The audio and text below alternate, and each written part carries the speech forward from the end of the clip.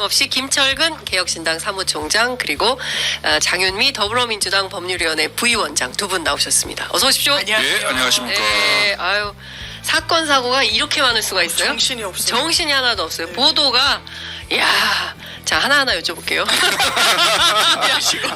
준비하시고 준비하시고 가겠습니다. 지금 너무 많아서 차근차근히 하나하나 살라미로 저희가 말씀을 드려야 시청자 여러분들께서 이런 일도 있었어? 세상에 이러면서 저희 취재 편의점 함께 하시지 않을까 싶습니다. 앞에도 왔다 갔는데 이번에는 용인이에요. 지난주까지는 우리가 창원에서 경남 창원 지역을 기반으로 해서 얘기를 했는데 오늘은 어젯밤에 터진 용인 그리고 오늘 아침에 터진 명태균 게이트 2탄이 또 나왔습니다. 이제 그 부분 얘기를 좀 해봐야 될 것 같은데 서울의 소리에서 그 이원모 전 비서관에 대한 공천 개입이 사실상 있었다라는 것을 행정관이 폭로하는 그런 내용이었습니다. 본인은 굉장히 당황한 것 같아요. 그래서 보도하는 모든 매체에 대해서 법적 대응하겠다라는 예고를 하긴 했는데 내용은 상당히 이 파문이 클 걸로 보입니다. 김철근 총장님 어떻게 보셨어요, 이거도? 일단 이 본인이 그 실명이 다 나왔잖아요. 네네네. 그다음에 또 그 지금 공기업의 감사로 가 있는 분이죠. 이분도 시민소통 비서관실에 그 행정관을 했고 해당 지역구에 그 일단 공천 신청을 하고 예비후보 등록을 해서 그 선거에 나오려고 준비를 했던 사람이기 때문에 어찌 보면 이해 당사자죠. 그렇죠. 이현모 후보는 공천을 받았고 본인하고 공천 경쟁을 했기 때문에 그렇지만 이제 그 대통령실에 근무를 했고 그 내부 정황들을 대부분 잘 알고 있는 사람이기 때문에 그냥 자기만을 위해서 한 얘기는 아닐 것이다라는 그 어느 정도의 근거는 있을 것이다 이런 생각은 좀 들어요. 왜냐하면 약간 일단 거리의 차이가 있는 거죠. 권력은 거리로부터 나온다는 거 아니에요? 지위가 아니고. 그런 거 아세요? 맞아요. 그 얘기 들었어요. 그래서 문고리가 센 겁니다. 센 거다. 그래서 문고리 권력이 중요하다. 그 얘기를 하죠. 들어가고 다 할 수 있는 거니까. 근데 결국은 이원모 비서관이 훨씬 거리가 가까웠던 거죠. 왜냐하면 이원모 비서관 부부하고 대통령 부부하고 잘 알아요.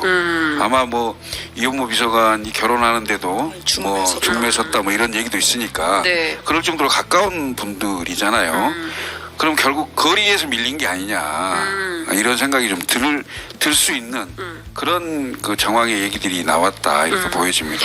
핵심은 김건희 여사. 완전 키워드죠. 그 보도에. 왜냐하면 김대남 씨라고 이야기해도 돼. 용인갑에 예비 후보로 있을 때 기류가 심상치 않다라는데 저는 장인수 기자의 리포트나 이 어제 이야기 중에 제일 눈에 띄었던 게 이 행정관이 윤석열 대통령 언급은 한 번도 하지 않았다는 거예요. 이명수 기자랑 몇 개월 동안 통하면서 김건희 여사 눈에 들어야 된다. 김건희 여사가 다 하고 있다. 김건희 여사가 지금 이원모를 심으려고 한다. 왜냐하면 봤더니 자기가 나중에는 다 내려놓고 처음에는 얼마나 이게 실체가 있다라고 느껴지냐면 김건희 여사가 이건 다 공천에도 굉장히 세게 관여를 하고 있으니 이걸 이철규 의원이 총대 메고 하고 있다.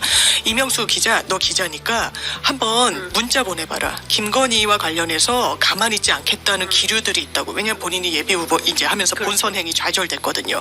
그러다가 몇 시간 만에 그걸 주워 삼켜요. 그러지 마라. 실세는 김건희 여사니까 내가 한 자리라도 가려면 나 입 다물고 협조해야 된다. 이러면서 실제로 그 캠프에 들어가요. 그러면서 이명수 기자랑 통화를 합니다. 내가 딱가리로 지금 이러고 있는데 이런 표현을 써요. 그러면 이 실체가 있죠. 그러면서 내가 정말 캠프 안에서 봤더니 이원모 그 아내 굉장히 김건희 여사랑 가깝죠. 왜냐면 나토행 비행기를 탈 때 개인을 태웠었잖아요. 이게 대단히 부적절하죠. 김건희 여사와 그냥 직접적으로 다이렉트로 전화가 되더라. 김건희 여사가 직접 전화하고 막 이러더라. 전화하면 받더라. 이런 얘기예요. 그럼 김건희 여사 이거 대단히 구체적이에요. 그리고 문제는 내부에서 나왔다라는 거예요. 내부 사정을 어떻게 알겠습니까? 그러니까 더 신빙성이 높은 거고 실제로 이 사람은 공공기관에 갑니다. 그리고 또 하나는 유사한 패턴이 계속되고 있다. 김영선 의원이 텔레그램 메시지를 들고 공관위원도 찾아갔다는 거 아닙니까? 이거 어떡하냐. 김건희 여사 이거 폭로하겠다. 압박하겠다. 나 공천해라. 똑같은 어떤 아이디어를 떠올렸던 거예요. 이 사람도. 이명수 기자, 당신이 한번 이철규한테 연락해봐라. 이거 김건희 여사가 대단히 무리한 행동을 하고 있으니까 이렇게 찔러 넣으면 알 거다라는 취지였어요. 이 연속성이 있어요. 패턴이 동일하고요. 이게 없는 사실로 덮어질 사안 자체가 아니라는 생각이 더 확실하게 들었습니다. 자, 전국으로 갑니까? 전국 노래자랑이에요? 근데 이제 뭐 그 사랑설레하고 뭐 그 예를 들면 심적으로는 그럴 것이다라고 그 추측을 할 수가 있고, 그다음에 이해 당사자이기 때문에 이제 문제가 어떻게 봐야 될 거냐 이런 측면도 있긴 한데, 이제 문제는 김건희 여사가 직접 말한 녹취록이나 직접 그 얘기한 그 뭐 텔레그램이든 뭐 문자든 카톡이든 지금 이게 없죠. 그거는 곧 나올 것 같아요. 그러니까 예를 들면 문제는 그거라고 나는 보여지는데, 그러니까 그렇게 직접 예를 들면 목소리가 나온다든가 이렇게 되면 이른바 빼박 증거가 되는 거겠죠. 그런데 이제 이게 제3자 또는 또 건너서 이렇게 했다더라, 난 이렇게 들었다, 이런 상황이기 때문에 뭐라고 표현해야 될까요? 막 그랬을 개연성은 있어, 충분히 그럴 거야. 들리는 얘기는 많았고. 왜 이런데 딱 떨어지는 이게 지금 없는 거예요. 이른바 스모킹건이라고 할 수 있는 딱 떨어지는 거 있잖아요.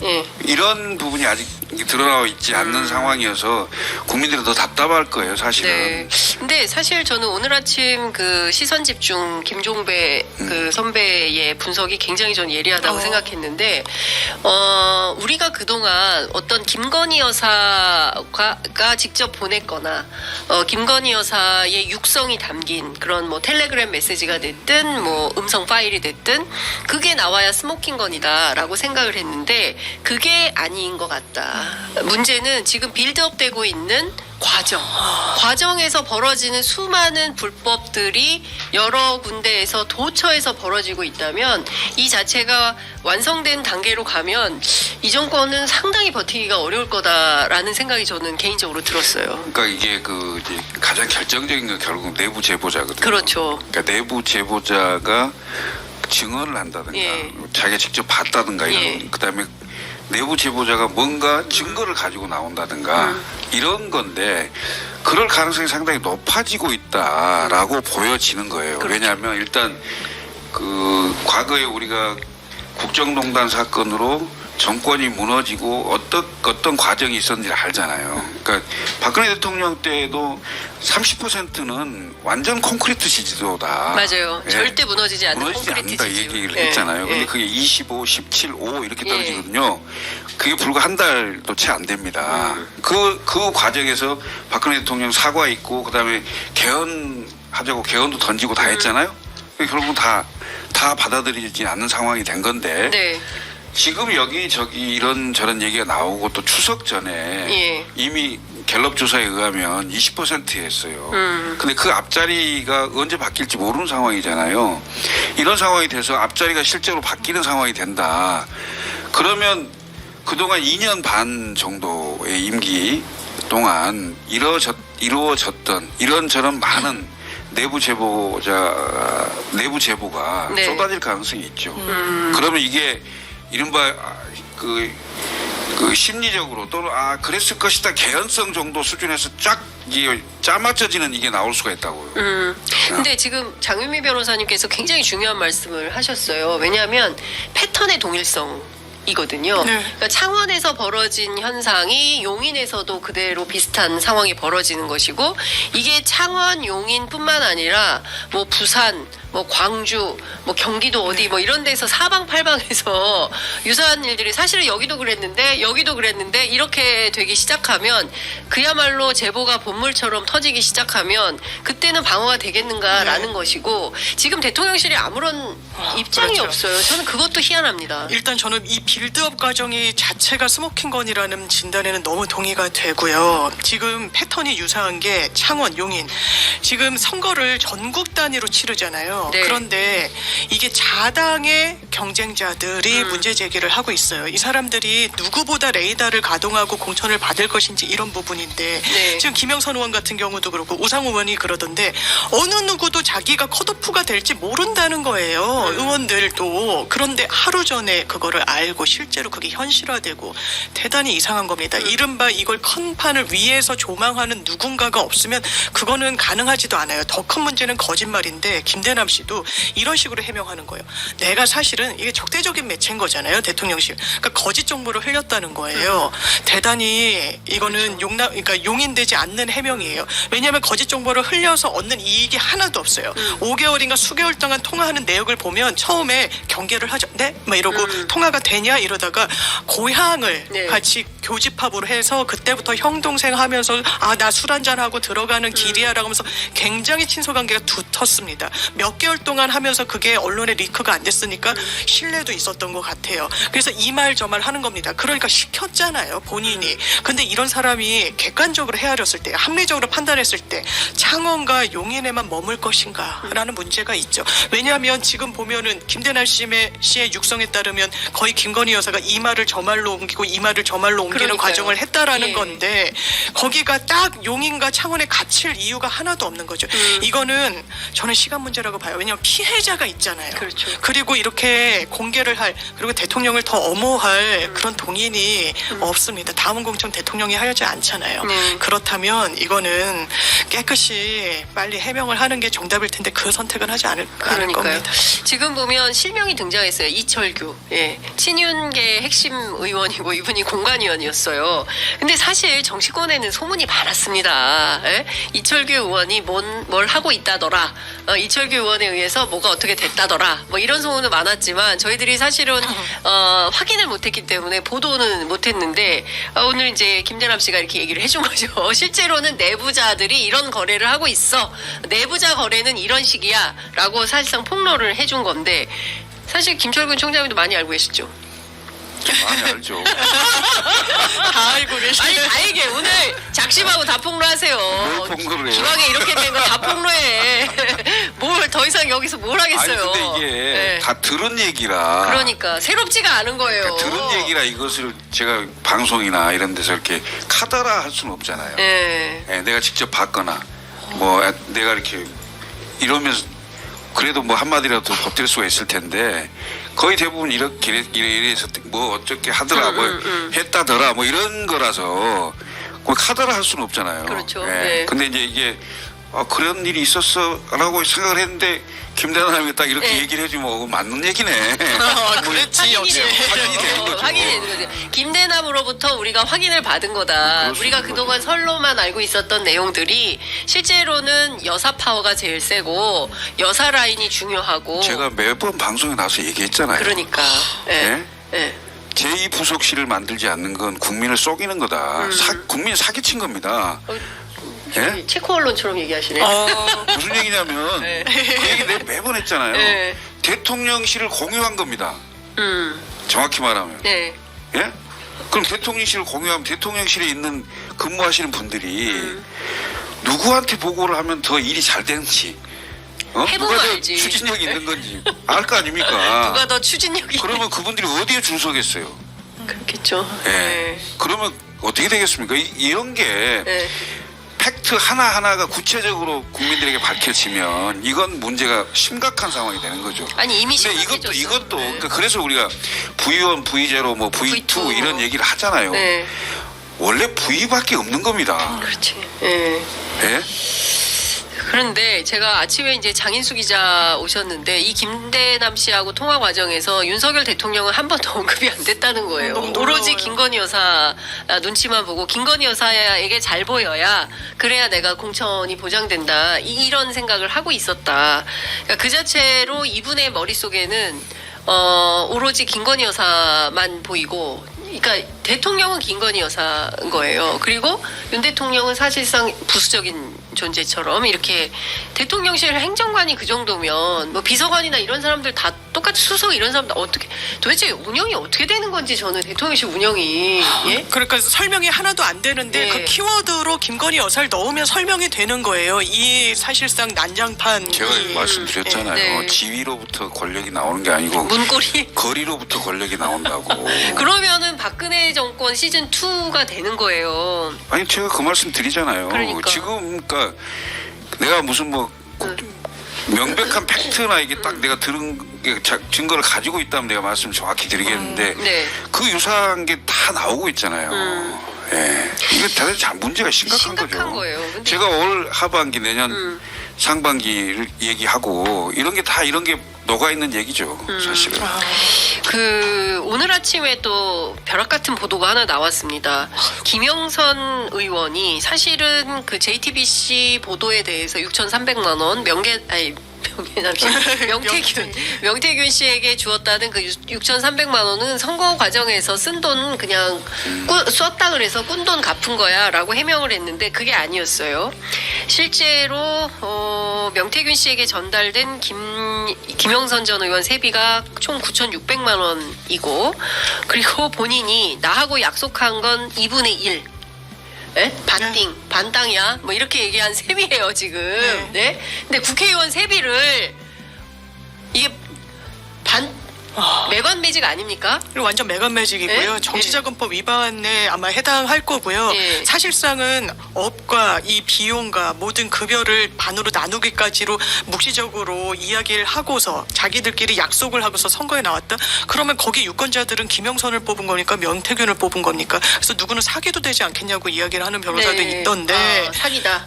이거 완전 사기다. 네. 선거 사기 비슷한 거잖아요. 선거 사기 보면은 돈을 진짜 끝점까지 나눠요. 이런 단위까지. 그래서 이런 단위라도 틀리면 다 어깃장 놓겠다고 했다라는 게 그 이모 씨의 진술 내용이기도 하고요.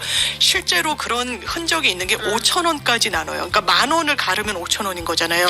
그러니까 정말 그 단위까지 나눌 정도로 이거는 코가 깼다고는 하지만 완전히 경제 공동체, 이익 공동체, 법률 공동체, 정치 공동체였구나. 그러면 왜 그랬을까? 원래 이 두 사람이 명태균과 김영선이 친했다고는 하지만 그걸 벗어나서 이러잖아요. 명태균 씨가 내가 여사에게 전화해가 다 해놨다. 내가 따졌다라고 하고 공천 받잖아요. 네. 자기 지역 연고도 없는 지역에서 이거 어떻게 설명할 겁니까? 설명을 좀 드리면 그 회계 책임자 같아요. 이모 씨가 여보세요 명태균인데 이 씨가 이렇게 얘기합니다. 920 정도 들어왔습니다. 그걸 정확하게 따져. 그게 금액이 딱 일정한 게 아니고 어떤 달은 조금 많이 들어오고 어떤 달은 작게 들어오고 근데 나하고 약속한 건 딱 2분의 1이야. 2분의 1. 어? 그렇게 얘기를 하니까 딱 해가지고 1원이라도 틀리면 나는 끝이라가 바로 보내야지. 알겠습니다. 하고 보내는 거예요. 그러니까 1원이라도 틀리면 아웃이라는 거고 2분의 1이다. 어떻게 이럴 수가 있습니까? 정치권에 이런 일이 있습니까? 국회의원이 자기 받은 세비를 절반 딱 반띵해가지고 나눠주는 컨설턴트 있어요? 뭐 묵계가 있었겠죠. 뭐 그렇지 않고요. 뭐 예. 이게 무슨 제가 보기엔 지금 이 씨 발로 네. 녹취록도 나오고 그 자세한 내용들이 그 내부자들끼리 했던 얘기들이 이것도 내부자 얘기입니다. 예. 나오고 있는 거잖아요. 예. 이 씨가 지금 원래 회계 책임자였고 아마 보좌진이었을 거예요. 그래서 내부 얘기를 잘 알고. 김영선 의원의 보좌. 아마 그랬을 겁니다. 예. 그런 상황이어서 지금 이제 검찰 수사를 받고 있으면서 서로 간에 그 검찰 수사 과정에서 서로 이제 처벌을 안 받아야 될 거 아니에요. 그러면서 이제 이런저런 얘기들이 다 불거져 나오는 상황 같아요. 네. 근데 하여튼 뭐 대단히 부적절한 것들이죠. 그렇죠. 사실은. 뭐 현찰로 뽑아서 줘라 돈을 김영선 의원이 그런 지시를 하고 그리고 또 눈치도 봅니다. 김영선 의원이 5선의 국회의원인데 이분이 명대표 왔냐 그러면서 오늘 사무실 나왔어 뭐가 삐졌는지 전화해도 전화도 안 받고 막 이렇게 설설 기죠. 그러니까요. 예, 이런 상황을 보면 도대체가 이 김영선 의원이라는 사람은 명태균이라는 그 컨설턴트의 무슨 존재였나라는 게 의심되는 상황 아닙니까? 본인을 정치적으로 다시 재기하고 부활시켜주는데 협탁한 공을 넘어서 그 사람이 없었으면 안 될 일이었다고 보는 거죠. 그 사람이 그러면 어떤 역할을 했는지로 돌아갈 필요가 있는 거죠. 그 사람은 여사와 통화하고 대통령과 통화하는 걸 스피커폰으로 굉장히 과시했다라고 이야기가 나오고 있는데 그러면 김건희 여사 다시 한번 소환이 되는 거죠. 공천 과정에서 본인에게 이 본인이 원하는 사람들을 공천할 수 있는 권한이 있다라고 내부에서 이야기가 나오는데 김영선 의원은 돈과 연결해가지고 명태균이라는 이 연결고리로 인해서 본인이 공천받았다는 걸 명징하게 인식하고 있구나. 그래서 돈도 나누고 권력도 나눈 거 아닙니까? 왜냐면 의원실에서 사실 회의를 주재할 때 전 뉴스토마토에서는 이 상석에 명태균 씨가 앉고 하석에 김영선 그렇죠. 의원이 앉았다는 거죠. 예. 그 국회 의원실에서 그랬다는 겁니다. 이게 지금 이런 경우에는 정치자금법으로 김영선 의원도 처벌받습니다. 그렇게 둘 다 처벌받는 네. 거고 저는 사실 더 큰 문제라고 보는 게요. 예. 이거는 선거법으로 예. 왜 그렇게만 이게 히스토리가 중요할 것 같아요. 예. 왜 이렇게 코가 끼게 되었는가? 그러면 지금 말씀드린 것과 관련해서 더 윗선에 대한 수사는 불가피합니다. 네. 6,300만 원이었지만 지금 1억 얼마잖아요. 예. 거의 9,600만 원, 1억에 가까운 예. 돈인데 이 최종 귀착지도 다 당연히 봐야 돼요. 이 돈이 어디로 흘러갔는지. 저희가 부정한 돈은 수표로 줄 수가 없어요. 송금하지도 못합니다. 전형적으로 현찰로 뺏어주죠. 그러니까 지금 다 현찰로 반띵해가지고 줬다라는 건데 그 육성으로 나오고 있고 심지어는 그거를 적어놓기까지 했습니다. 현금에는 꼬리표가 없지만 이런 건 증명력이 너무 높아요. 재판 가지고 가공해서 쓰기가 어렵거든요. 네네. 그러면 이제는 완전 꼼짝맙니다. 지금 국민의힘 대통령실 전 대단한 빨간 등이 켜졌다고 생각해요. 오늘 보도로. 그 도대체 명태균 씨가 뭐길래 여러 등장인물들이 나오는데요. 어제 JTBC 보도를 통해서는 윤석열 안철수 단일화 대통령 후보 단일화 협상에도 명태균 씨가 등장했다라는 보도가 나와요. 실제로 마쿠에서 그때 현장에 계셨지 않습니까? 후보 측에. 근데 상당히 그건 오바라고 봐요. 오바예요? 네, 그러니까 정치적으로 네. 그 무슨 대통령 후보 단일화에 본인이 개입할 정도의 어떤 영향력이 있다고 보기는 어렵고요. 본인이 본인을 과대평가해서 그런 일을 저질렀는지는 모르겠어요. 그러니까 저질렀을 수도 있다고 봐요. 그렇지만 그건 뭐 전혀 얘기 안 된다고 얘기하고 명태균 씨를 만났던 그분이 40분 만에 이렇게 보냈다는 거 아니겠어요? 네. 그러니까 그런 사실이 있을 수는 있지만 그러니까 정치적으로 그런 정도의 그 역할을 할 수 있는 사람은 아니었다라고 보여지는 거니까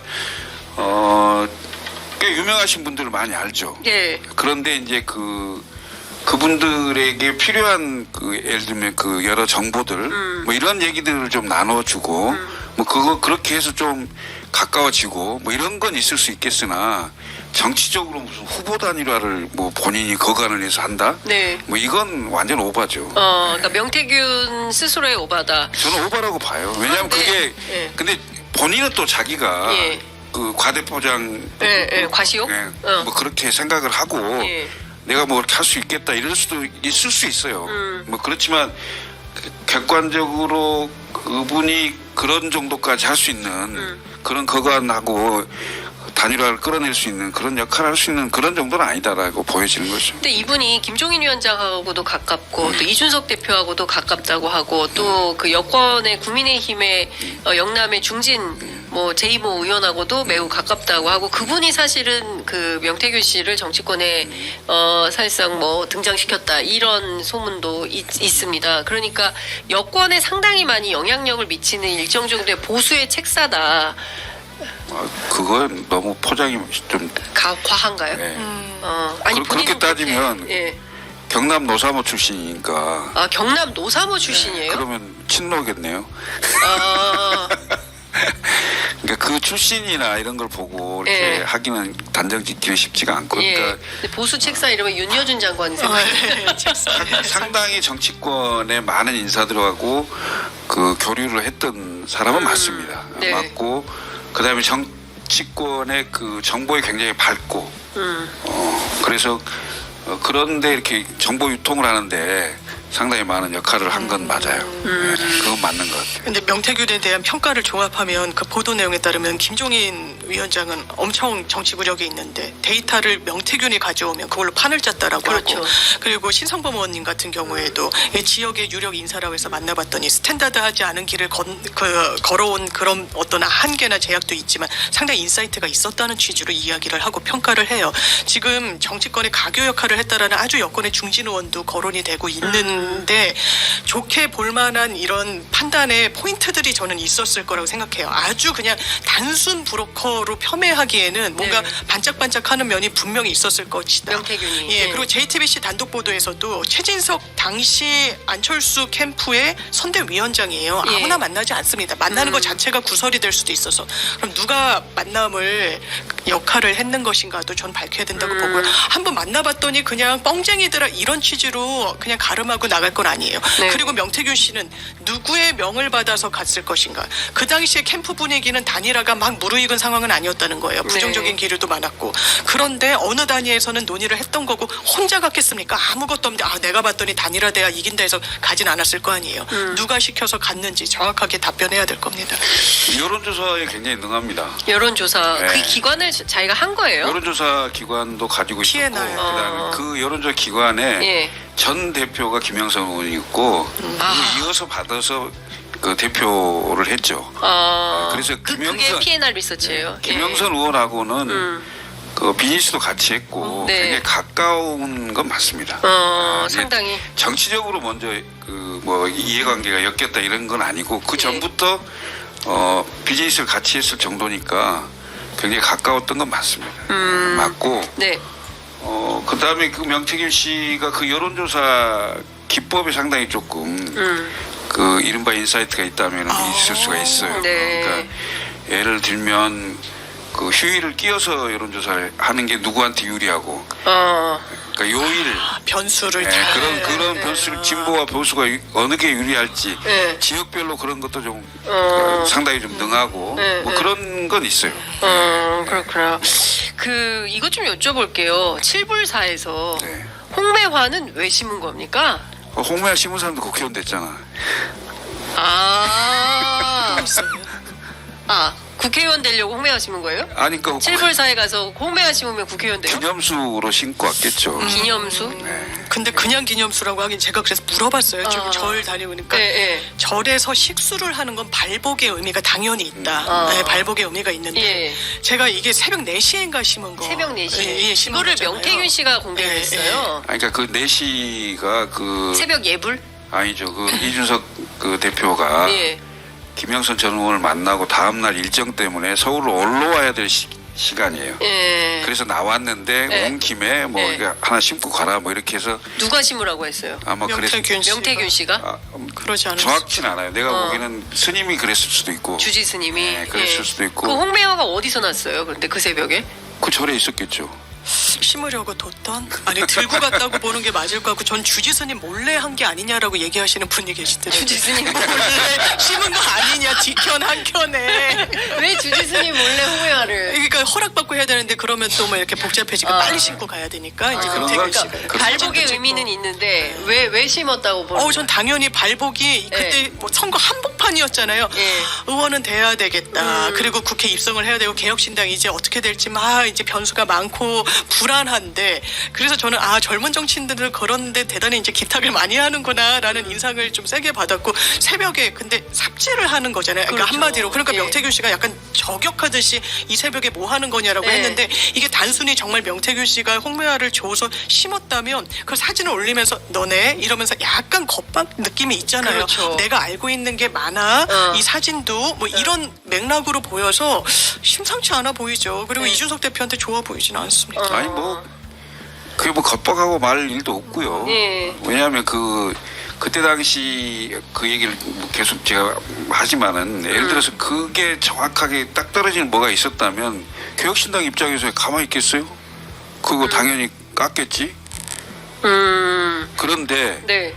그 뭐 고발도 하고 뭐 했으니까 수사를 하게 되면 혹시 나오게 될지 모르겠습니다만은 그 이후에 텔레그램 내용이 일부 그 인지된 게 있는데 그걸 보면 오히려 지금 이 수준에서 얘기하는 정도가 그나마 얘기가 되는 정도지 그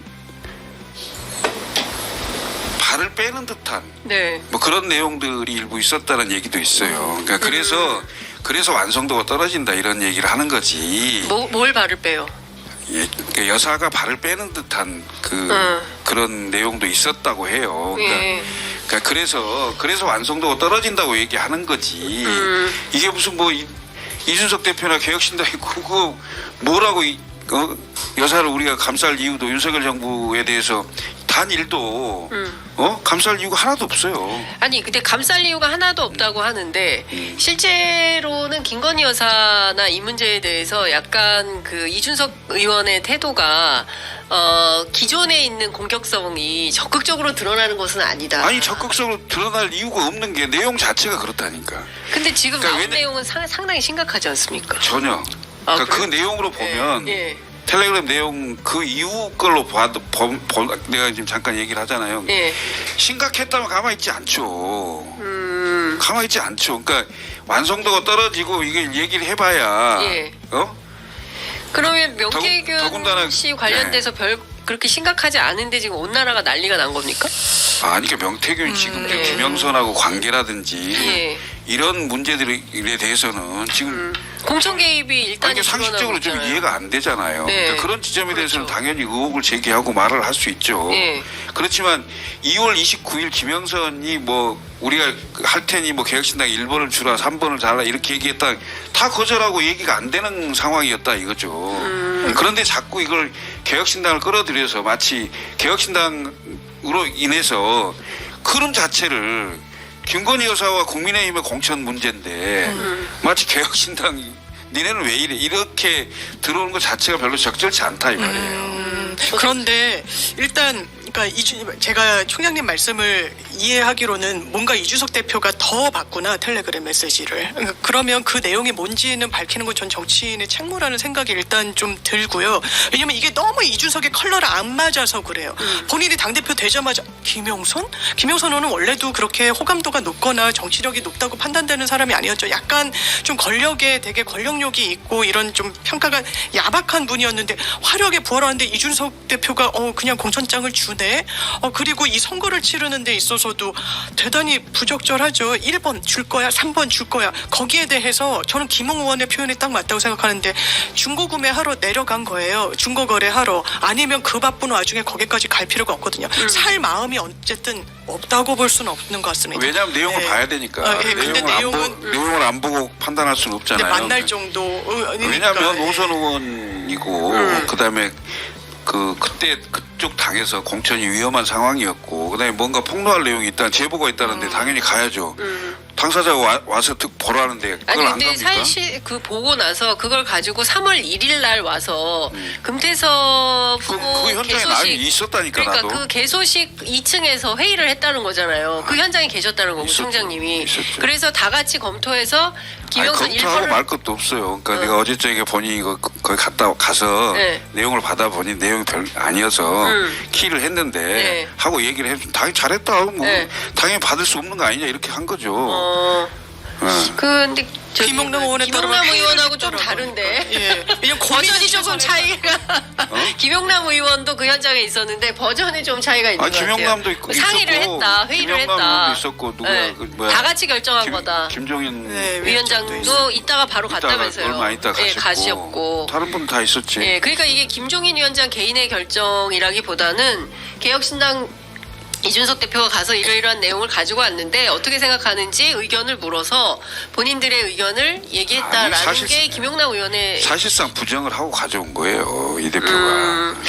근데 이게 이런 일들이 기본적으로 나중에 알려지게 되는데 지도부한테 말 안 할 수는 없잖아요. 그럼 당연히 공유하고 하는 거죠. 근데 제가 합리적으로 추론하면 그때 26억이 걸려 있어요. 정말 김영선 하나가 오냐 아니냐에 따라서 9천을 받느냐 26억을 받느냐 너무 큰 문제예요. 저는 그냥 그 외부자로 봤을 때도 고민이 없었다고는 보여지지 않는 것 같습니다. 한번 논의는 했던 것 같습니다. 가장 큰 고민을 가진 사람이 저였을 거예요. 사무총장. 제가 사무총장인데 생각을 해보세요. 김영선 주면 단 한 석도 안 될 수 있어요. 26억이 중요합니까? 국회의원 2석이 더 중요합니까? 단 한 석도 안 돼요. 수존물 때문에? 당연히 안 되죠. 네. 개혁신당 색깔하고 맞지도 않고요. 네. 예? 그다음에 만약에 그 번호를 받았다면 왜 받게 됐는지 설명을 해야 돼. 얘기가 나올 건데 예. 그러면 이런 얘기들이 나오게 되면 개혁신당이 이게 되겠습니까? 당 자체가 될 수가 없어요. 돈 26억이 중요치 않다니까요. 국회의원 한 석도 안 될 수 있어요. 지역구에서 이준석도 어려운 상황이 만들어질 수 있는 정치적 상황에 어떻게 그걸 선택을 합니까? 선택을 당연히 할 수가 이런 없죠. 것 같아요. 지금 이런 지하에 그건 아닌 거죠. 근데 여하튼 뭐 그 부분에 대해서는 뭐 상당히 많은 내용이 이제 사실로 확인이 되고 있기 때문에 그 부분에 대해서는 뭐 논외로 친다 하더라도 중요한 포인트는 굉장히 다각적으로 명태균이라는 사람이 그 보수 정치권에서 뭐 활약을 하신 분은 맞는 것 같고 이준석 의원하고도 일정 정도의 연이 있고 그 김종인도 그렇고 저도 여러 번 봤고 잘 알아요. 김철근 총장님도 그렇고 다 잘 저 개인적으로 만나본 적은 없어요. 네. 같이 두루두루 이렇게 여러 번 봤는데 제가 본 사람마다 평가가 다르니까. 네. 네. 어떠했어요? 그 김철근 총장님 눈에 명태균 씨는 어떤 분이었어요? 제가 특별히 1대1로 만나야 될 그걸 못 느꼈기 때문에 네. 한 번도 본 적이 없어요. 아니 뭐 다 같이 봤다면서요? 두루 이렇게 볼 때 봤는데 네. 글쎄요. 제가 얘기하잖아요. 어떤 인사이트가 있었습니까? 정보 유통 그다음에 여론조사 뭐 이런 거는 좀 보는데 일 수가 있다. 근데 업자 같은 거예요? 그럼 여론조사 정치적으로 무슨 역할을 해서 뭘 어떻게 한다 이렇게는 보여지지 않았어요. 본인은 뭐 상당한 정책 책사 이렇게 보이기를. 그러니까 그러고 싶겠죠. 본인은 그러고 싶은데. 그러고 싶겠죠. 그다음에 자랑하고 싶겠죠. 네. 나 어떤 사람이라는 거. 네. 그러니까 스피커폰 털어놓고 뭐 이렇게 하고 뭐 했을 가능성이 있겠죠. 김건희 여사하고 본인이 주고받은 거다. 문자, 텔레그램은. 네. 김영선 의원하고 주고받은 게 아니다. 네. 그러니까 김영선이 아니라 나를 상대해. 네. 뭐 이런 방식이에요. 김영선 의원은 뭐 부수적 혹은 부차적인 존재로 치부하고 사실은 나와 김건희 여사가 직접 거래한 거야. 그리고 그 내부의 전략공천 내가 요구한 거 맞고 그런데 김건희 여사가 나는 힘이 없고 하더라도 경선해야 돼. 저는 이게 결정판이라고 생각해요. 아무런 권한이 없는 사람들이 무슨 권한으로 이렇게 뒤에서 뒷거래를 할 수 있었던 건지 이거는 김건희 여사도 문제고 명태균 씨도 심각한 문제 아닙니까? 법률적으로도. 이 해명이 더 어이가 없다는 얘기가 딱 그 지점에서 나오는 건데요. 네. 차라리 김영선 의원이랑 연락을 주고받아라라고 하는 거죠. 근데 명태균 씨가 아마 기사의 팩트가 틀렸다는 점을 본인이 대단히 얘기하고 싶어 하는 것 같은데요. 일단 기자가 명예훼손으로 처벌받는 게 쉽지가 않아요. 법원의 태도가 일관되게 기본적으로 기자는 적대적 사실관계를 취재하는 겁니다. 사실에 대해서 팩트가 오묘하게 어긋나고 비어있을 수밖에 없어요. 취재의 성격상 적대적 사실관계를 취재하면 할수록. 그래서 기자가 그 당시에 기사를 쓸 때 정말 이걸 사실로 믿었냐라는 그 잣대로 보는 거예요. 근데 뒤늦게 넌 텔레그램 뭐 김영선 의원이랑 김건희 여사가 썼다 그랬지? 아닌데 난데 너네 기사 틀렸다. 이거는 온당한 방향도 아니에요. 일단 방어를 법률적으로 하는 데 있어서도요. 그리고 본인이 그러면 본인은 어떤 내용으로 김건희 여사랑 주고받았다는 겁니까? 내용에 대해서는 부정하지 않잖아요. 본인이 그렇다면 그 김영선이라는 사실상 정치적으로 거의 재개가 어려울 거라고 하는 사람을 살려낼 때 했던 그 통화 내용이 맞는지 아닌지 말씀하십시오. 내가 김건희 여사하고 대통령이랑 통화해가지고 친윤들이 아무개를 심으려고 하는데 다 정리했다라는 그 내용은 사실입니까? 아닙니까? 그걸 사실이라고 전제하고 그럼 누구랑 텔레그램을 왔다 갔다 했다는지 그럼 자기랑 연락을 주고받은 게 더 부적절한 거 아닌가요? 예, 이거는 그렇죠. 대단한 패착이다. 예. 그러고 이 사건은 제가 보기에 이제 시작에 불과하다. 목요일날 뉴스토마토에서 누가 김건희 여사와 윤석열 대통령 내외에게 저도 윤 대통령을 먼저 얘기를 안 하네. 어떻게 하다 보니까 김건희 여사를 먼저 얘기하네. 윤석열 대통령과 김건희 여사. 제로부터 원래 얘기하는 거야. 자연스럽다는 의견이. 그 내외라 명태균 씨를 누가 연결시켜 주었는가에 대한 보도가 이제 목요일날 나온다고 하니까요. 관련해서 아마도 목요일날 또 한 번 뉴스토마토 홈페이지가 다운되지 않을까라는 생각이 좀 듭니다. 어제 저녁에도 서울의 소리 보도 때 동접자가 폭발을 했습니다. 그런 것처럼 국민들이 지금 윤석열 정부에 대해서 대단히 우려와 걱정을 가지고 지켜보고 있다. 그런데 대통령 내외분이 계속 극우 유튜브만 보면 이런 소리가 안 들려요. 그러니까 참 걱정이다라는 생각이 좀 듭니다. 한동훈 대표가 원래 오늘 독대를 요청했는데 거절당했습니다. 그러니까 사실상 제가 보기에 오늘 만찬 분위기는 상당히 쌀 것 같아. 아니 한동훈은 본회의장에도 못 들어가고 네. 한 표도 없는데 뭔 독대를 해줘. 당연한 거다. 독대할 이유가 없다. 한 표도 아닌데. 아니 그리고 그 만찬을 하려고 하는 건 네. 여당 지도부 격려도 하고 특히 이제 의원들 그 원내 의원들을 상대로 이렇게 시그널을 좀 줘야 되는 그런 건데 지금 한동훈계라고 해봐야 지금 몇 명 되지도 않은 상황인데 그 한동훈을 당내에서 힘을 실어줄 이유가 뭐가 있어요? 예? 그렇다고 한동훈을 빼고 만날 수는 없으니까 만나긴 하되 뭐 그런 모양을 만드는 건데 더 우스꽝스러운 건 한동훈 대표입니다.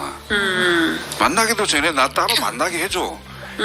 그거를 언론에 또 알려요. 네. 나 이런 당대표 처음 봤어요. 네. 뭐 하는 거예요 지금? 네. 나는 대통령과 관계를 개선해 보려고 노력을 했는데 대통령이 나를 안 만나줬다. 당원들과 국민들은 그렇게 좀 알아주세요. 뭐 이렇게 하는 거예요? 뭐예요 이게 도대체? 우스꽝스럽잖아요. 근데 대통령 입장에서는 그 아무리 우스꽝스럽다 하더라도 뭐 만나서 뭔가 해결하지 않으면 안 되는 의제들이 있다라고 한동훈 대표 측은 보는 거 네네. 아니겠습니까? 그래서 오늘 아침에 누구죠? 장동혁 최고도 나와서 이제 그런 부분을 강조를 하던데 아니 야당 대표 안 만나는 것은 완전히 무슨 저기가 됐지만 여당 대표까지 안 만나는 건 좀 심한 거 아니냐 이런 얘기도 나와요. 근데 저는 제가 대통령이어도 한동훈 대표 안 만날 것 같습니다. 그 맥락 때문에 그런 것 같은데요. 네. 약간 잦은 잽을 날리듯이 대통령을 좀 뭐랄까요 곤혹스럽게 하는 절차로 왔던 것 같아요. 본인이 어떻게 했습니까? 일단 대통령 순방하고 있는데 조선일보랑 면을 털어가지고 인터뷰하면서 대통령실이 너무 국민 눈높이랑 맞지 않다. 이런 용기 있는 목소리가 나온 거는요. 대통령이 힘이 어느 정도 있을 때 했어야 진정성이 있죠. 지지율 최저치를 찍으니까 그때 비로소 그러고 있습니다. 김건희 여사 사과해야 된다 이러고 있죠. 제가 양상훈 칼럼인가요? 거기서 아마 윤석열 대통령은 이준석보다 한동훈을 더 미워할 거다. 이준석은 김건희 여사를 안 건드렸지만 한동훈 대표는 건드렸기 때문에 이런 진단의 칼럼을 썼더라고요. 네. 어느 정도 전 사실일 거라고 봅니다. 그런데 자기는 어떻게 했습니까? 김건희 여사와 관련해서 막 그 총선 때는 부적절하다 말 한마디 했다가 90도 폴더 인사하고 기자가 어떤 입장이세요? 왜냐하면 그때 말이 안뚜아네트다 뭐다 해가지고 난리가 났었을 때니까요. 제가 언제 사과를 요구한 적이 있던가요? 라고 완전 뒤로 물러나는 걸 떠나서 그냥 완전 깨갱했었어요. 근데 지금 그렇죠. 또 지지율 떨어지니까 김건희 여사 사과해야 된다. 명품 빼고 그 대통령 뭐라고 생각할까? 이놈 말을 내가 어떻게 할 것인가? 독대를 해야 될 것인가? 네, 이놈 봐라 이런 거예요. 거의 만천장에 불러주는 것만 해도 저는 영광이다. 대통령이 약간 물러선 것 같아요. 그 심기를 막 이렇게 꽉꽉 누른 것 같아요. 네. 그런데 독대 언론에 알리고 대통령을 막 곤혹스럽게 하고 자기 정치하는데 병풍으로 세우겠다는 의도를 그냥 드러낸다? 저는 이거 자초했다고 생각합니다. 네. 댓글에 우리 장 변호사님이 온몸으로 말해요.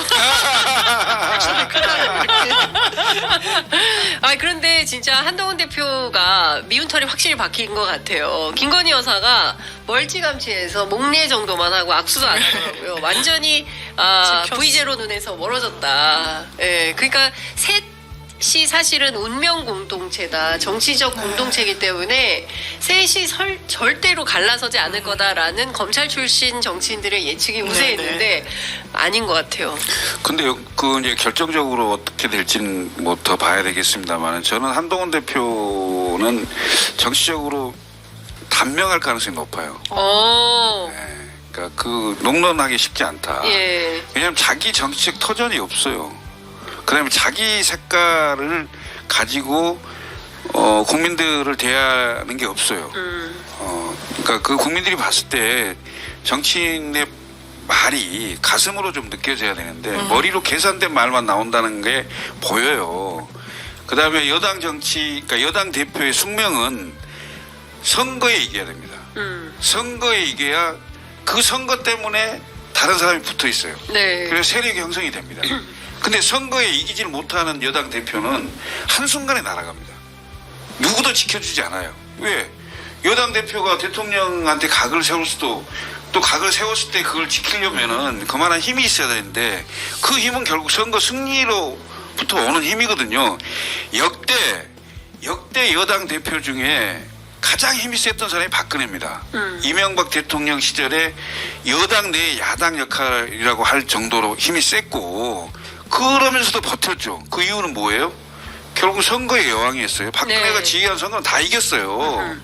그랬기 때문에 버티는 거였고요. 나머지 여당 대표는 대통령이 있는 한 여당 대표는 힘을 못 쓸 수가 없어요. 왜 국회의원들 임기 지금 3년이나 3년 채 안 남은 임기지만 절반 네. 정도 남아있잖아요. 그러면 여당 대표가 자리가 있습니까? 뭐를 할 수가 있습니까? 근데 대통령은 자리 있지요. 그 다음에 예산 나눠줄 수 있지요. 그럼 국회의원들이 선거도 없는데 다 내년에 선거도 없어요. 선거도 없는 해를 앞두고 대통령하고 척져서 예산도 못 받고 그 다음에 자기 가까운 사람 뭐 자리 추천도 못하고 왜 그렇게 하게 무슨 충성으로 한동훈 옆에 서서 세력을 만들겠습니까? 근데 지금 제가 보기에 국민의힘 내부가 살짝 네. 자중질환 분위기가 지금 이제 감지가 되는 것 같아요. 특히 이제 김건희 여사와 관련된 문제가 우후죽순으로 터지기 시작을 하니까, 그러니까 친윤, 친한, 그리고 뭐 이른바 뭐라고 해야 됩니까? 중도파라고 해야 됩니까? 무게파 네. 뭐 이렇게 표현해야 될지 모르겠지만 입장이 조금씩 갈리는 것 같아요. 그러니까 친윤계는 기본적으로 대통령에 대한 공격이다, 이렇게 정부에 대한 공격이다, 이렇게 이제 좀 세게 비토를 하고 있고, 친한계는 이거 좀 정치적으로 문제될 소지가 있어, 약간 세모 이런 분위기고, 안철수 의원 같은 분은 검찰이 제대로 수사를 해야 된다, 이제 이렇게 조금 더 세게 나오는 것 같고, 이게 최혜병 특검법에 대한 내부의 입장이기도 한데, 한동훈 대표가 이 공가위 세모 가운데 어떤 노선일지 잘 안 보여요. 장 변호사님 어떻게 보세요? 이제는 선택을 해야 될 것 같은데요. 이제는 선택을 해야 될 때다. 제가 이게 진단해 주시는 걸 라디오에서 들었었는데 네. 이 필리버스터를 할지 말지부터 엄청 오래 논의했다는 거 아니에요? 진작에 지금까지 어떻게 했을까? 우리 필리버스터 한다. 그냥 하는 거야. 막아야 돼. 이거 야당의 폭거야, 폭주야. 이거 입법 독재다. 라고 했는데 이게 안 되는 거예요. 논의가 이제 필요한 시점이 됐다는 거죠. 일단 국민 여론이 너무 높아요. 김건희 여사 공천 개입했다는 이 흔적들 어떻게 할 겁니까? 수사. 공직선거법은 기본적으로 시효가 6개월 이에요. 10월 10일에 마치는데 이거 어떻게 할 겁니까? 특검 말고는 답이 없는데, 그리고 최상병 특검도 국민 여론 70% 이상이 찬성을 해요. 한동훈 대표 자기가 하겠다고 그랬잖아요. 이제는 이걸 수습을 해야죠. 그리고 국민의힘 의원들도 지금 언제까지 윤석열 대통령만 바라기로 할 수 있습니까? 지지율은 바닥을 치고 나아질 그런 전망은 안 보이는데, 그러면 이탈표 8표가 언젠가 안 나올까요? 무기명으로 하는데 이 의원들이 자기 살 길을 생각하지 않을까요? 물론 한계는 영남정당이어서 나중에 공천과 관련해서 자기 이해관계를 아주 매몰돼 있기 때문에 거시적인 정치를 안 하고 있다라고 있는 평가가 있지만, 언제까지 그렇게 할 겁니까? 박근혜 전 대통령 탄핵 때도 정말 찬성표를 던진 건 그 당시에 여당이었어요. 그렇다면 저는 시간이 얼마 안 남았다. 한동훈 대표의 시계도 아까 단명 말씀 주셨지만 너무 공감이 되고, 이제 시간이 얼마 없어요. 이제는 결단을 내려야 됩니다. 네. 아니, 그러니까 10월 16일이에요. 10월 16일. 10월 16일. 10월 16일. 재보궐선거. 지금 재보궐선거를 책임 회피하려고 네. 시도당에 전부 위임하고 뭐 선거운동도 그렇게 하라고 그랬는데 당 대표는 그 당에 무한 책임을 지는 거예요. 예? 그 금정구청장 선거하고 강화군수 선거잖아요. 네. 이 두 개 선거의 성적표에 달려 있어요. 더군다나 호남 선거는 득표율이 제가 보기에는 글쎄요 5% 넘을 수 있을래나? 5%도 채 안 되는 상황이 생길 건데, 네. 이런 성적표를 받았을 때 과연 버틸 수 있겠어요? 그러니까 네? 지금 한동훈 대표를 내가 향해서 친윤계가 네. 너 나가 이렇게 할 가능성이 있다? 아니, 한동훈 대표가 버팀목이 없어요. 네. 그러니까 유일하게 버틸 수 있는 게 선거에 이기고, 예? 그다음에 압도적 격차로 딱 이기는 상황이 생기면 당 내에다가 할 얘기했지, 의원들한테. 야, 내년에 재보궐도 있고, 선거 나가면 나랑 하면 이기는데, 이게 보여지잖아요. 근데 그게 아니고 격차도 겨우 뭐 이기는 정도 되고 자칫 잘못해서 지거나 이러면 뭐 상황이 끝나는 거죠. 그렇구나. 아니, 그래서 저는 의미심장한 게 네. 어젠가 그 홍준표 시장이 청년이 묻고 홍준표가 답하다 해서 이제는 준비하셔야 됩니다라고 했더니 알겠습니다라고 답을 했더라고요. 그래서 뭘 준비할 것인가. 이거 대선은 너무 많이 남았고 네. 이거 뭔가 비대위 체제나 이런 거랑 연동이 된 건가 뭐 이런 생각도. 또 비대위로 갈 수도 있겠다 생각하세요? 가능성이 있죠. 가능성이 있다. 10월 재보선 이후에 또 비대위다. 근데 민주당에서는 이번에 2대2 가능성이 높다. 서울교육감은 지금 전망하기가 어렵고, 그러니까 호남 지역은 민주당, 그 다음에 강화와 부산은 국민의힘. 그래서 여야가 뭐 2대2 가능성이 높다라고 민주당 전략가들은 그렇게 평가. 민주당이 그렇게 미리 얘기를 해야 네. 이재명 대표가 안전하겠죠. 아 그런 거예요? 어차피 질 것이라고 생각하면 안 되죠. 왜냐하면 지금 국정운영 지지도가 20%에 정도 그러니까 그 추석 직전에 이렇게 찍었고 네. 이게 일자로 바뀔지 어떤 상황으로 바뀔지 모르는데 최소한 10% 후반에서 20% 초반일 거 아니에요. 이런 상황에서 야당이 보궐선거에서 못 이긴다. 그 야당도 대단히 문제가 큰 거죠. 그러니까 그렇지 않습니까? 부산에서 강화에서 야당이 다 이겨야 된다. 아 이길 수 있죠. 다 이길 수 있다. 그래야 맞는 거다. 왜냐하면 지지율이 이렇게 떨어져 있는데. 그렇지 않습니까? 근데 이 상황에서 안전판 두는 거죠. 2대2라고 얘기하는 것 자체는. 이재명을 위한 안전판이죠. 자, 민주당 반론하십시오. 그런가요? 저는 일단 영광이 약간 오늘도 조간을 보면은 여론조사에서 조국혁신당이 당 지지율이 이제 민주당을 좀 앞서고 있기도 하고 그리고 너무 여기가 이제 무소속과 민주당이 좀 번갈아 가면서 해가지고 좀 가늠하기가 어려워서 이재명 대표가 정말 달려간 거 아니겠습니까? 네, 네. 그러니까 민주당으로서도 완전히 쉬운 선거는 아닌 것 같고 인천 강화 같은 경우에는 원체 국민의힘 텃밭이긴 하지만 지금 안산수 전 시장이 나오겠다고 해서 표가 분산될 그런 부분도 있고 금정 같은 경우에는 조국혁신당이랑 엄청 아웅다웅하면서 싸우고 뭐 두 번 낙선한 게 아니라 그냥 도전을 한 거네 만에 막 이러고는 있지만 거기는 단일화가 될 것 같고 그런데 사실 승리까지는 장담하기 어려운 지역인 것 같아가지고요 2대2도 약간 좀 왜냐면 이 영광도 어떻게 되는 거야 막 이런 기류가 좀 있는 것 같더라고요. 민주당 안에서요? 그러니까 좀 아주 선뜻 막 선방까지는 기대하는 분위기는 좀 아니지 않나라는 생각이 듭니다. 그러면은 4개 지역구에서 경우에 따라서는 곡성 말고 다른 데서는 승리. 만약 그렇게 되면 근데 다 이겨야 되는 걸 이제 목표로 해야 되겠지만 2대2가 좀 현실적으로는 전 높다라고 보지만 그래도 안심할 수는 없는 이런 그런 느낌 상황이다. 같습니다. 그렇군요. 제가 보기에는 사실 선거가 닥치면 또 이게 정당 간의 경쟁이 치열해지기 때문에 어떤 각축전이 벌어질지 저희도 취재를 해서 보도를 하도록 하겠습니다. 여하튼 이게 엄청나게 좋은 환경이잖아요. 야당의 입장에서 보면 국정운영 지지도 20% 개혁신당은 출마 안 합니까? 저희와 입장이 맞는 후보를 발굴하려고 엄청 노력 중인데 아직 없어요? 발굴을 못했어요. 그럼 후보를 못 낼 가능성이 있겠네요. 그땐 그건 마지막까지 가봐야. 알겠습니다. 오늘 만찬 회동에 앞서서 대통령이 그 새 법안 김건희 특검법, 최상병 특검법 그리고 지역화폐법 등에 대해서 거부권 행사를 또 할 가능성이 높다. 하겠지 당연히. 거부권 행사하고 만찬하는 거예요? 아니, 그러니까 그 시점 타이밍은 잘 모르겠지만 결국은 거부권 행사를 하고 국회에서 잘 마무리해달라. 이렇게 격려하는 자리가 되지 않을까요? 그리고 체코 가서 원전 내 잘 하고 왔다. 체코 원전 말이 많던데. 말이 많아도 일단 그렇게 얘기하겠죠. 여당 의원들을 향해서. 그럼 여당 의원들이 그걸 받아서 재의결해서 똑같이 또 그렇게 할까요? 어떻게 보세요? 저는 대단한 패착이구나. 그럼 여론조사 어떻게 나올지 좀 궁금하다는 생각이 들어요. 이제 리얼미터는 조금 반등을 했던데 갤럽은 추석 연휴 기간에는 실시하지 않아서 일단 이번 주 금요일을 봐야 되는데 이런 식의 거부권 행사를 그것도 본인 부인과 관련한 걸 엄호하듯이 왜냐면 많은 헌법학자들이요. 헌법에 대통령의 거부권 행사가 있다고 하더라도 필요 최소한으로 헌법 정신에 맞춰서 해야 된다는 거예요. 자기와 관련된 거는 거부권 행사가 안 된다라는 의견을 많이 개진하고 있습니다. 그런데 여러 차례 이런다. 더더군다나 김건희 여사 어떻게 되고 있습니까? 계속 커지고 있죠. 제가 어제 우상호 의원을 말을 듣고 대단히 와닿았던 게 차라리 받아야 된다. 사인이 되고 권력에서 내려오는 순간 검찰이 어떻게 움직일지 모르느냐라고 합니다. 더 험한 상황이 발생할 수 있다. 오히려 테두리 안에 있을 때 수사를 받고 특검도 받는 게 안전할 수 있다는 표현을 쓰는데 저는 이제는 현실을 깨달을 때가 됐다. 대통령도 그냥 감싸고 이런 걸로는 그냥 더 큰 후폭풍이 닥칠 수 있다라는 생각이 듭니다. 체코 갈 때 김건희 여사 표정이 매우 어두웠다라는 네. 게 언론의 중평입니다. 본인에 대한 그 비판적인 보도가 쏟아져서 그런 걸까요? 아니면 다가오는 이 검찰의 수사 압박, 특검의 압박 이런 것 때문에 그랬을까요?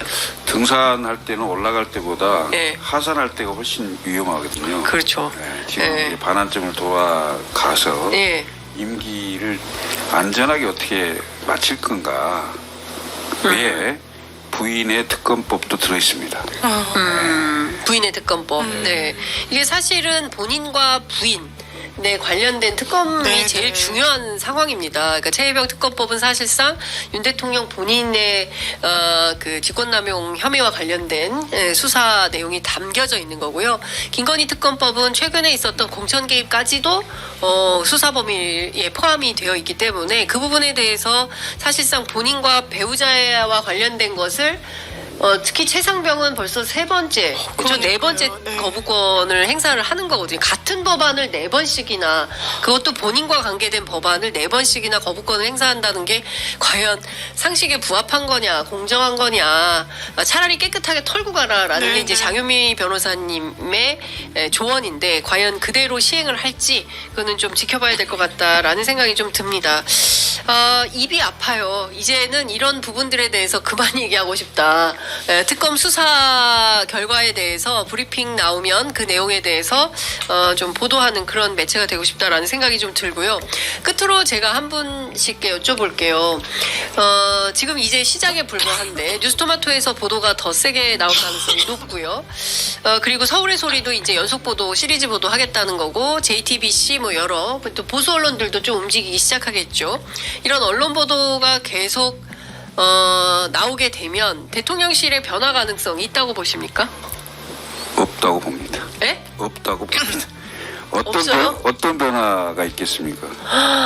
와. 예를 들면 감찰관을 들이고 예. 제2부속실을 만든다고 해서 지금까지 있었던 그 상황이 견제되거나 정리되거나 그렇지 않을 겁니다. 이미 저는 상황이 도를 다 넘어서 어떤 것도 견제가 안 될 거라고 보여집니다.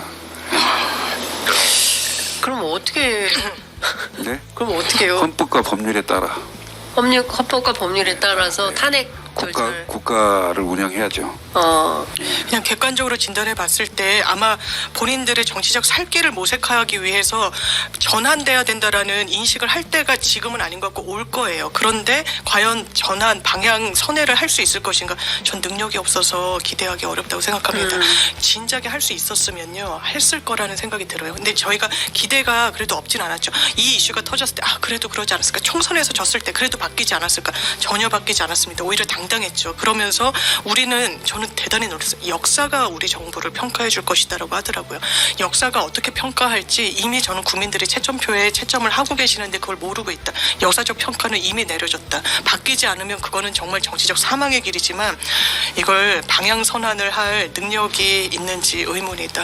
박근혜 대통령 국정농단 사건 때 박근혜 대통령이 사과하고 개헌 얘기하고 그랬는데도 불구하고 국민의 분노를 잠재우지 못했어요. 그건 타이밍이 엄청나게 늦었기 때문에 그렇습니다.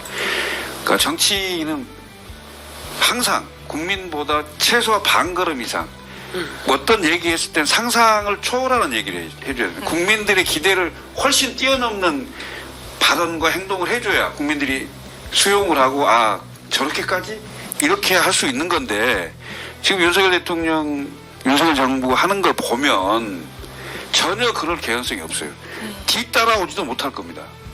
박근혜 대통령 그나마 뒤따라오기라도 했어요. 네. 어떻게든 막아보려고. 근데 지금 이 정부를 보면 뒤따라오지도 못한다니까요. 저는 그런 생각이 들어요. 덕태님이 나도 안 될 것 같아. 깔끔하게 정리해 주신. 예, 그리고 앞에 한 분 더 계셨는데, 온니님이 나도 안 된다고, 나도 없다고 봄. 예, 오늘 두 분 말씀 잘 들었습니다. 하여간 지금 뭐 상당히 노란의 위기에 있는 것 같고요. 그럼에도 불구하고 현명한 시민들이 연대의 힘으로 이 시국을 잘 헤쳐나가야 되지 않을까 싶습니다. 다음 주에 뵙겠습니다. 말씀 잘 들었습니다. 감사합니다.